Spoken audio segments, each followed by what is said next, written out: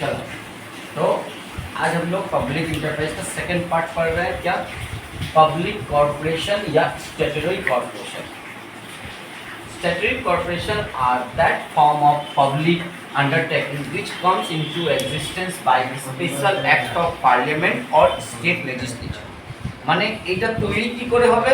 এটা তৈরি হয় পার্লামেন্টে অ্যাক্ট বানিয়ে বা স্টেট বা বিধানসভাকে স্টেট লেজিসলেচার বলা হয়, ওইদিকে অ্যাক্ট তৈরি করে তখন এটা তৈরি হয়। ঠিক আছে? তো এবার example SBI, state bank of India এর নিজস্ব অ্যাক্ট আছে। এই জন্য দেখবে বাকি ব্যাংকের জন্য যেটা হচ্ছে কি এক্সামিনেশন হয়, স্টেট ব্যাংকের জন্য কি হচ্ছে আলাদা এক্সামিনেশন হয়, বাকি জন্য আইবিপিএস বলে একটা আলাদা এক্সাম হয়। আর স্টেট ব্যাংকের নিজস্ব হয় কেন? ওর নিজস্ব একটা অ্যাক্ট তৈরি হয়ে পার্লামেন্টে হয়েছে। LICI, life insurance corporation of India, এটারও নিজস্ব অ্যাক্ট আছে। সেই নিজের অ্যাক্টে অনুযায়ী মানে কি নিজের যতই কাজ হয় সব ওদের নিজের অ্যাক্টে অনুযায়ী করে। ठीक है। तो life insurance corporation of India बोलो, एसबीआई बोलो, ये सब क्या है? ये सब है तुम्हारा स्टैट्यूटरी कॉर्पोरेशन के पार्ट है। और एग्जांपल है आरबीआई, नाम सुने हो? Reserve bank of India. Reserve bank of India क्या होता है? Reserve bank of India is the apex bank of India. Bankers bank, बैंकों का बैंक जो होता है उसको रिजर्व बैंक बोला जाता है। ठीक है। तो reserve bank is the apex bank, reserve bank is the bankers bank. ठीक है। तो रिजर्व बैंक का खुद का एक्ट है, पार्लियामेंट में एक्ट पास होकर रिजर्व बैंक बना था। ठीक है। तो oil and Natural Gas corporation of India, DVC माने होता है दामोदर वैली कॉर्पोरेशन। यदि लिखना है तुम लोग लिख लो, DVC means Damodar valley corporation. अगर जगह है तो लिख लेना दामोदर वैली कॉर्पोरेशन। ठीक है। तो এবার হচ্ছে next FCI. FCI full form যদি লিখতে হচ্ছে লিখে নেবে फूड कॉर्पोरेशन ऑफ इंडिया। नाम सुना है फूड कॉर्पोरेशन ऑफ इंडिया। तो ये सब इन लोग का खुद का एक्ट जो पास किया है पार्लियामेंट में, पास करके आया है। ठीक है। तो एग्जिस्टेंस में आया है। ठीक है। तो अब आता है देखो सबका फीचर्स, मेरिट्स, डिमेरिट्स सब एक साथ इसलिए लिखा है कि फीचर्स में ही से देखो कौन सा कॉन्ट्रडिक्ट करेगा, संगे संग तुमको समझा दिया जाएगा। ओके। तो देखो पहले का फोकस करो एक्ट ऑफ पार्लियामेंट। पहला फीचर्स तो डेफिनेशन में ही मिल रहा है ना कि statutory corporation is form through passing act on parliament. पार्लियामेंटे एक्ट पास करेই এটা एग्जिस्टेंस আসে। ठीक है। तो स्टैट्यूटरी कॉर्पोरेशन कैसे बनता है? पार्लियामेंट में बाय स्टेट लेजिस्लेचर में एक्ट पास करके। क्लियर है? Next separate entity.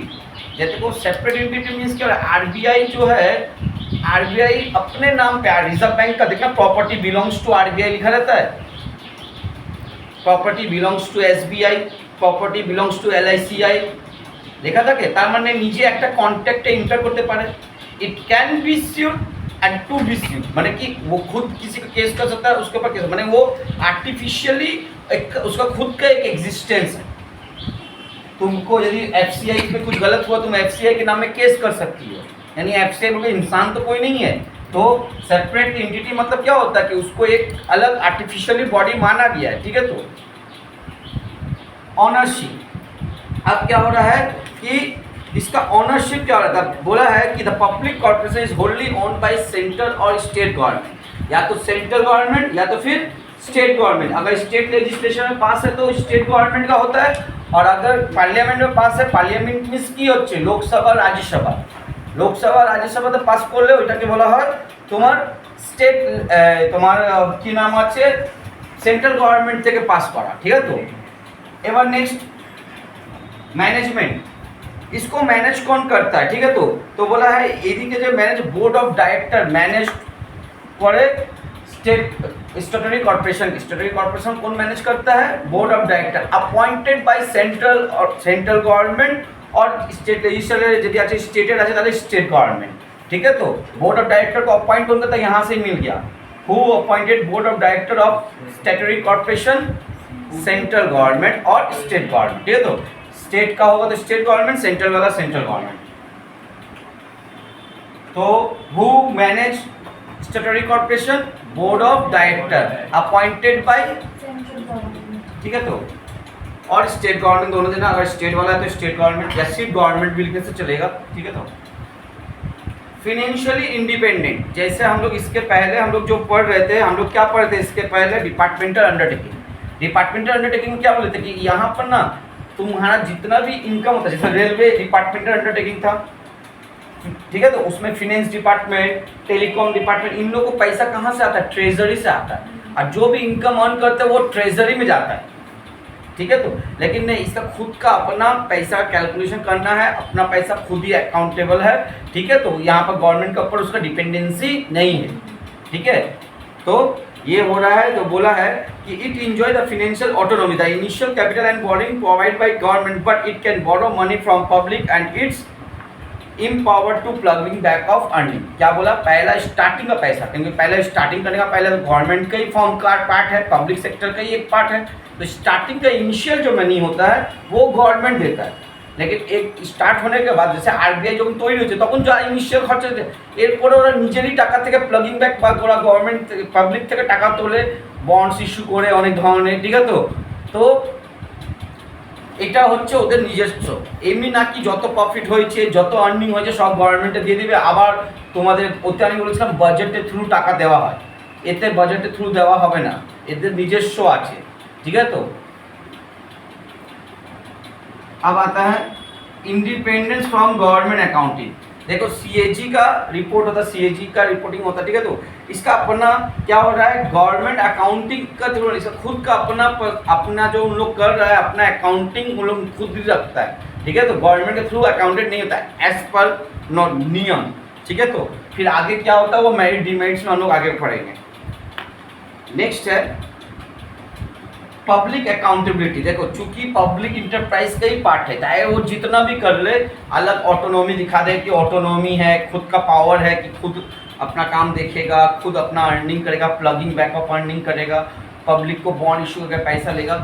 At the end যেহেতু তো এলআইসিতে কিছু প্রবলেম হলে পার্লামেন্টে পাবলিককে অ্যাকাউন্টেবল হবে, ঠিক আছে। তো কেন এলআইসিকে প্রাইভেটাইজেশন হচ্ছে, কেন आरबीआई यदि বাইরে থেকে কোনো কেউ দখল করছে, ठीक है। तो यही सब जिनिस पब्लिक को आरबीआई से कुछ गलती हुआ तो उसको पार्लियामेंट में उसका लेके बात उठेगा ही, यानी पब्लिक अकाउंटेबिलिटी है उन लोग में भी, ठीक है। तो आरबीआई का आता है ना, नोट बंद हुआ था तो आना ही होगा, कुछ प्रॉब्लम होगा इसमें एलआईसी में कुछ प्रॉब्लम होगा, उन लोगों को जवाब दे ही है, प्रेस कॉन्फ्रेंस करके बताना ही होगा पब्लिक को क्यों हुआ, कैसे हुआ, कौन क्यों डिसीजन, कैसे क्यों ये डिसीजन लिया गया, ठीक है। ऐसा नहीं है कि बोलेगा कि नहीं हम लोग तो अपना सब कुछ गवर्नमेंट बोलेगा क्या, हम लोग तो कुछ इंटरफेयर नहीं करते हैं, सारा चीज़ इंडिपेंडेंट है, इसलिए हम लोग कुछ नहीं सकते, गवर्नमेंट को तब भी अकाउंटेबल रहना ही होगा, ठीक है।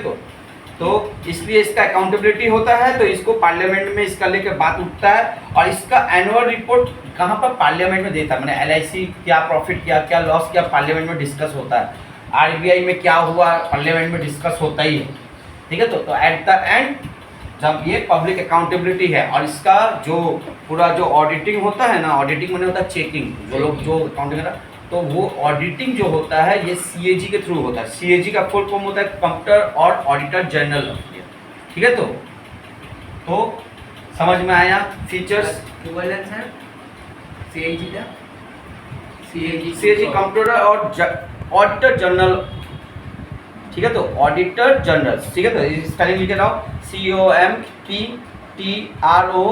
COMPTROLLER, ठीक है। तो अब नेक्स्ट आ रहा है इसका एडवांटेज क्या है, मेरिट्स क्या है।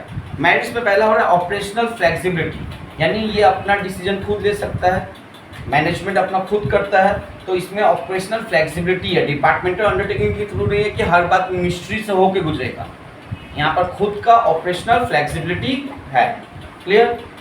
नेक्स्ट क्विक डिसीजन, वहाँ पर भी बोले थे डिलेइंग डिसीजन बताए थे, इसमें डिपार्टमेंटल अंडरटेकिंग बोले थे ना डिलेइंग डिसीजन, तो यहाँ पर डिलेइंग डिसीजन क्यों नहीं हो, क्योंकि उन लोगों का ऑटोनॉमी है कि खुद का डिसीजन खुद ले सके, आरबीआई का डिसीजन आरबीआई खुद ले सकता है।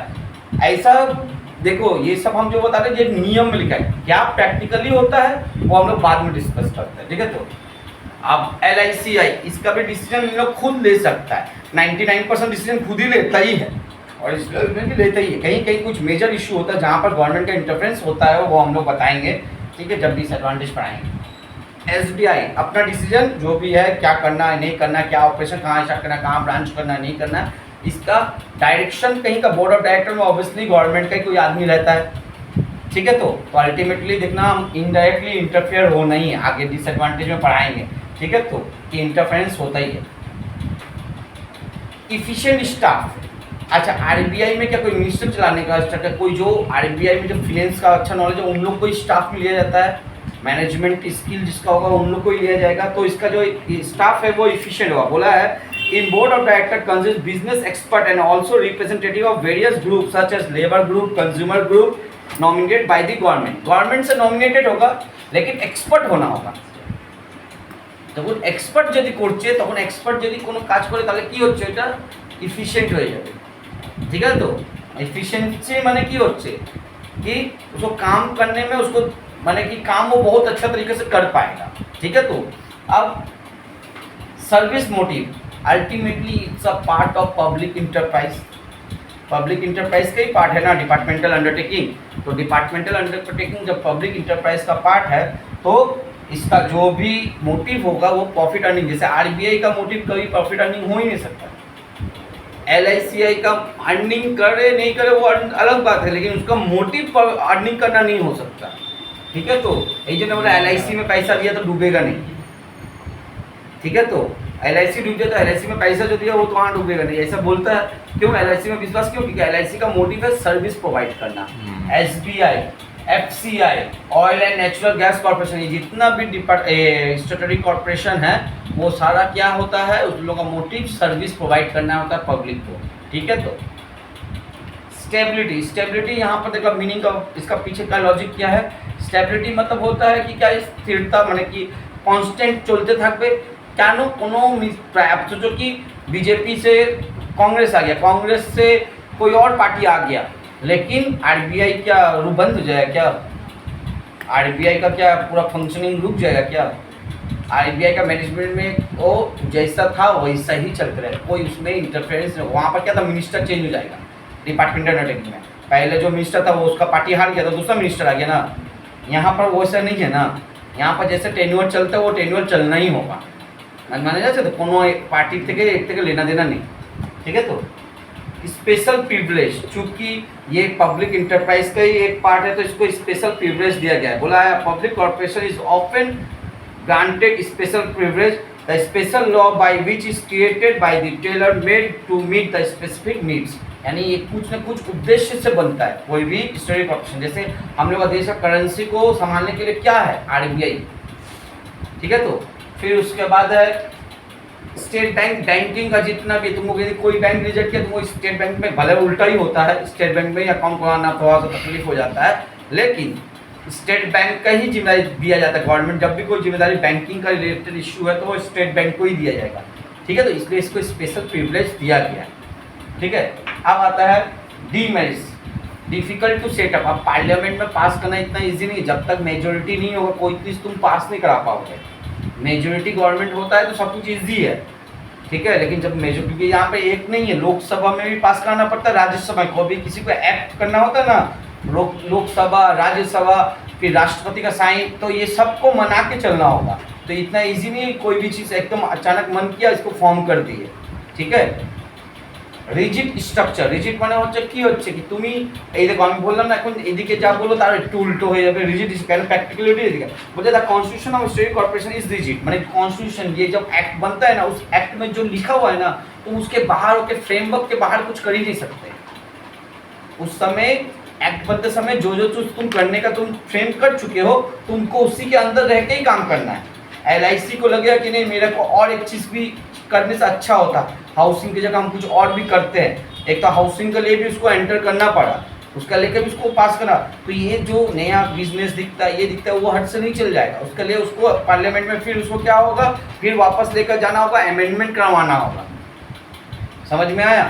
तो इसका रिजिड स्ट्रक्चर है, यानी जो पहले से कॉन्स्टिट्यूशन, कॉन्स्टिट्यूशन मीन्स क्या हो रहा है, कॉन्स्टिट्यूशन मेन आत्मा होता है कोई भी चीज़ का। तो हम लोग जैसे इंडियन कॉन्स्टिट्यूशन है उसी तरह हर कंपनी का भी खुद का, उसको हम लोग बोलते हैं मेमोरेंडम बोलते हैं, मेमोरेंडम ऑफ एसोसिएशन। वो माने बाद में जब कंपनी प्राइवेट का पब्लिक कराएंगे, प्राइवेट कंपनी का कराएंगे तब।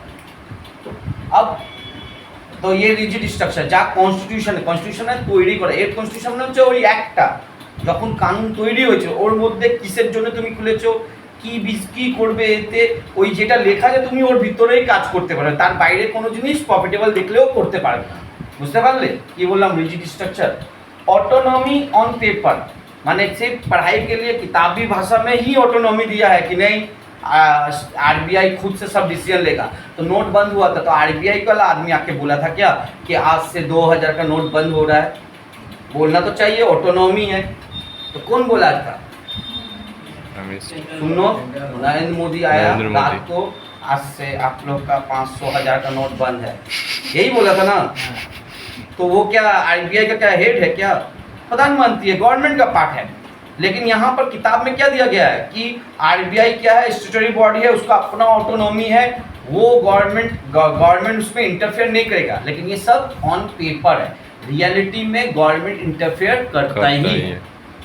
ठीक है, तो प्लस हम बोले तुम अधिकतर जितना भी स्टैट्यूटरी कॉर्पोरेशन देखोगे, जब तुम लोग मेच्योर होगे, तुम लोग न्यूज़ पढ़ोगे तो तुम लोग देखोगे ना उसका बोर्ड ऑफ, उन लोग सीधा सीधी नहीं है। कौन चलाता है इसको? Board of director. Board of director appoint कौन करता है?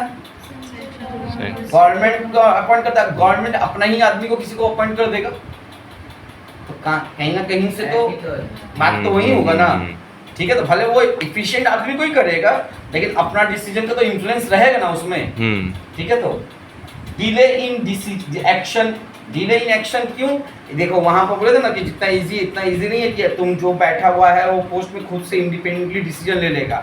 अल्टीमेटली कंसल्टिंग होता ही है। डिसीजन मेकिंग डिले होने का पीछे हो रहा है generally an adviser of on government side is appointed in the enterprise, माने एडवाइजर गवर्नमेंट का रहेगा। ठीक है, तो his presence reduce the freedom of enterprises, माने अल्टीमेटली गवर्नमेंट का आदमी रहा वो तो भाई कोई भी काम का पीछे वो गवर्नमेंट का पूछेगा, ये करेगा, तो इसमें डिले हो जाता है। বুঝতে পারছো আমি কি বলতে চাচ্ছি? ডিলে কেন হয়? কেন আলটিমেটলি গভর্নমেন্টের লোক অ্যাজ আ অ্যাডভাইজার থাকবে।